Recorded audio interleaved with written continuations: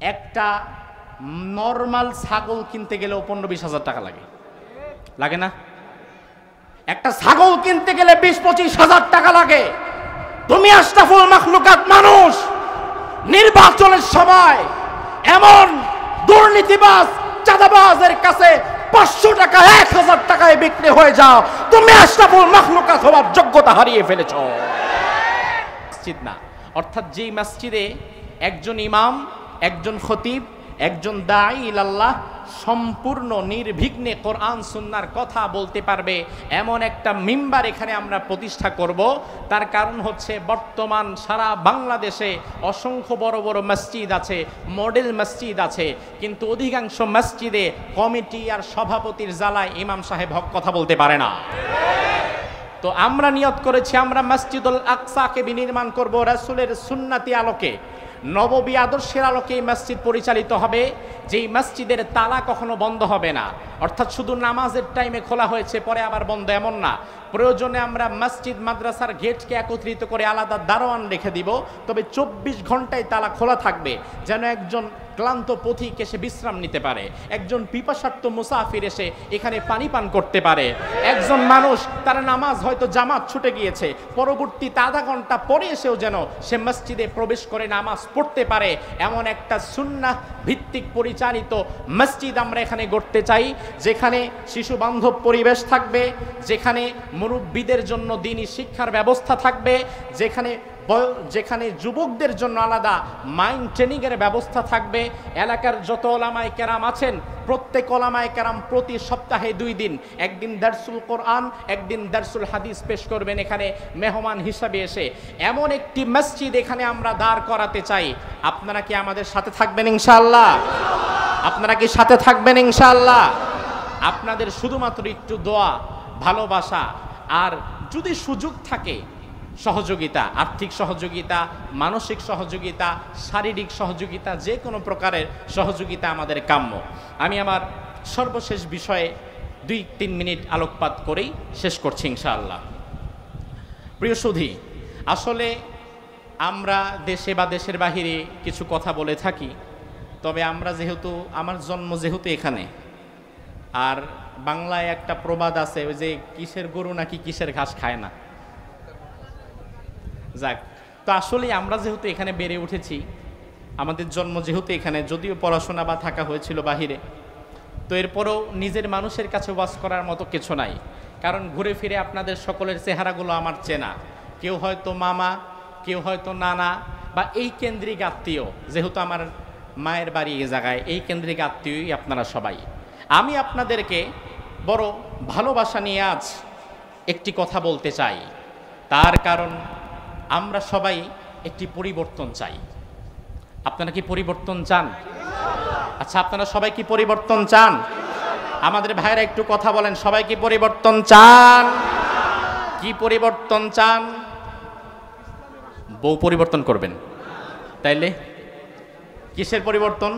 আচ্ছা বাদ দেন, আমি আমার কথা বলি, দেখি আপনার মত আমার সাথে মিলে কিনা। বলবো, আমি বেসিক্যালি যেই পরিবর্তন চাই, আমি ঘনে ধরা সমাজ ব্যবস্থার পরিবর্তন চাই, আমি রাষ্ট্র ব্যবস্থার পরিবর্তন চাই, আমি নেতৃত্বের পরিবর্তন চাই, আমি 55 বছরের এই বাংলাদেশের এমন পরিবর্তন চাই যেই পরিবর্তন 1500 বছর আগে নবী মুহাম্মদুর রাসূলুল্লাহ গড়ে গিয়েছে।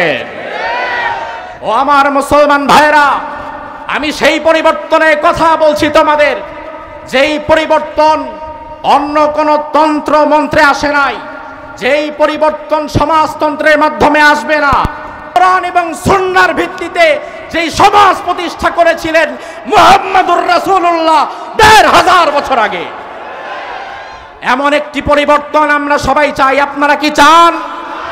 এবার যদি আমরা কোরআনকে প্রশ্ন করি, তাহলে কোরআন সেই পরিবর্তনের জন্য আমাদের কি করা লাগবে? কোরআন আমাদের জানিয়ে দিচ্ছে, ইন্নাল্লাহা লা ইউগাইয়িরু মা বিকওমিন হাত্তা ইউগাইয়িরু মা বিআনফুসিহিম। আমরা সবাই আল্লাহরে বলি, আল্লাহ পরিবর্তন দাও, আল্লাহ শান্তি দাও, আল্লাহ সুখ দাও, আল্লাহ দুর্নীতি বন্ধ করো, আল্লাহ আত্মবাসিনা, আল্লাহ জালিম সরাও, আল্লাহ স্বৈরাচার সরাও। আল্লাহ বলে, বান্দা কোরআনের কাছে যাও। কোরআন খুলেন, কোরআন আপনাকে বলছে যেই জাতির লোকেরা ভালো করে বোঝেন কোরআনের কথা। যেই জাতির লোকেরা নিজেদের ভাগ্যের জন্য নিজেরা সচেষ্ট হয়ে না দাঁড়ায়, যেই জাতির লোকেরা নিজেদের ভাগ্যের পরিবর্তনের জন্য নিজেরা না দাঁড়ায়, আল্লাহ তাআলা কোনোদিন ওই জাতির ভাগ্যকে পরিবর্তন করে না। এটা কোরআনের কথা। তার মানে আমরা যদি পরিবর্তন চাই, আমরা যদি কাঙ্ক্ষিত পরিবর্তন চাই, এমন একটি সমাজ যদি আমরা গড়ে তুলতে চাই, যেই সমাজ ১৫০০ বছর আগে মুহাম্মদুর রাসূলুল্লাহ গড়ে গিয়েছেন, তাহলে আমাদেরকে নিজেদের পরিবর্তনের জন্য নিজেদেরকে দাঁড়াতে হবে। কথা কোন ঠিক কিনা? নিজেদেরকে সচেষ্ট হওয়ার দরকার আছে না নাই? বিক্রি হয়ে যাওয়া যাবে? বিক্রি হয়ে যাওয়া যাবে? তার কারণ আমার ভাইরা, কোরবানির বাজারে আজ একটা নরমাল ছাগল কিনতে গেলেও ১৫-২০ হাজার টাকা লাগে। লাগে না? একটা ছাগল কিনতে গেলে ২০-২৫ হাজার টাকা লাগে। তুমি আশরাফুল মাখলুকাত মানুষ, নির্বাচনের সময় এমন দুর্নীতিবাজ চাঁদাবাজের কাছে ৫০০ টাকা ১০০০ টাকায় বিক্রি হয়ে যাও, তুমি আশরাফুল মাখলুকাত হওয়ার যোগ্যতা হারিয়ে ফেলেছ।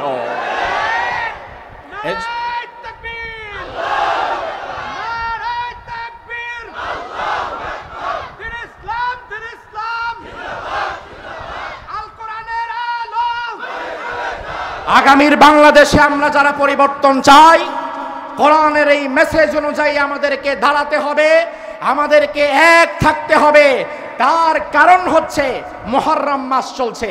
কার কি? কিন্তু আশুরা। আশুরার অনেক ইতিহাসের মধ্যে একটা ইতিহাস ছিল কারবালা। ইমাম হুসাইন কারবালার প্রান্তরে শহীদ হয়েছেন। জায়গা জমির দ্বন্দ্ব নিয়ে, পারিবারিক কোনো দ্বন্দ্ব নিয়ে ইমাম হুসাইন কারবালার ময়দানে নিজের জীবন দিয়েছেন, শাহাদাত বরণ করেছেন শুধুমাত্র আল্লাহর জমিনে আল্লাহর বিধান কায়েমের লক্ষ্যে। ইমাম হুসাইন বলতে চেয়েছিলেন, ইয়াজিদ তুমি যে পদ্ধতি অবলম্বন করছো এটা সঠিক না। জমিন যার, আইন চলবে, সে আল্লাহ তাআলার আইন চলবে। আল্লাহর আইন জমিনে চলার জন্য ইমাম হুসাইন কারবালার ময়দানে শহীদ হয়েছেন। ও আমার জাতি, আমি আজ আপনাদের সর্বশেষ কথা বলে যাই, নিজেদের ভাগ্য পরিবর্তনের জন্য সবার আগে রাষ্ট্রের কর্ণধারদেরকে পরিবর্তন করতে হবে। তার মানে হচ্ছে আমি একা নামাজি, হাজি, গাজী আমি ভালো হলে চলবে না, আমার নেতৃত্বের জায়গায় যিনি বসেছেন তাকেও ভালো হতে হবে। অন্যথায় গাড়ির সিটে ৫০টা সিট, ৫০টা সিটে যাত্রী বেশে যারা বসেছে সবাই ভালো, হাজি, গাজী, নামাজি, রোজাদার সবাই তারা গাড়িতে যাত্রী বেশে গাড়িতে বসেছে, কিন্তু ওই গাড়ির ড্রাইভিং সিটে বসেছে একজন মাতাল। ওই ড্রাইভার শুধু মাতাল, বাকি সবাই ওই গাড়ির মুত্তাকি পরহেজগার। এবার আপনারা বলেন তো, ড্রাইভিং সিটে যদি মাতাল বসে, এই গাড়িটা কি ঢাকা থেকে ছেড়ে দিলে কক্সবাজার যাবে না খাদে যাবে? কোথায় যাবে? তার কারণ কি? ড্রাইভিং সিটে। এখন আপনি যতই ভালো হন, আল্লাহওয়ালা হন, টুপিওয়ালা হন, দাড়িওয়ালা হন আর তসবিওয়ালা হন, যদি নেতৃত্বের জায়গায় ইয়াজিদের মতো কাউকে বসায় রাখেন, আপনার গাড়িও কিন্তু খাদে যাবে। এজন্য নেতৃত্বের জায়গায় পরিবর্তন করতে হবে, আমাদেরকে প্রতিজ্ঞাবদ্ধ হতে হবে। আগামীর বাংলাদেশে আমরা কোরআনকে সংসদে ঢুকাতে চাই। কারা কারা চাও? দুই হাত তুলে আল্লাহর দেখা।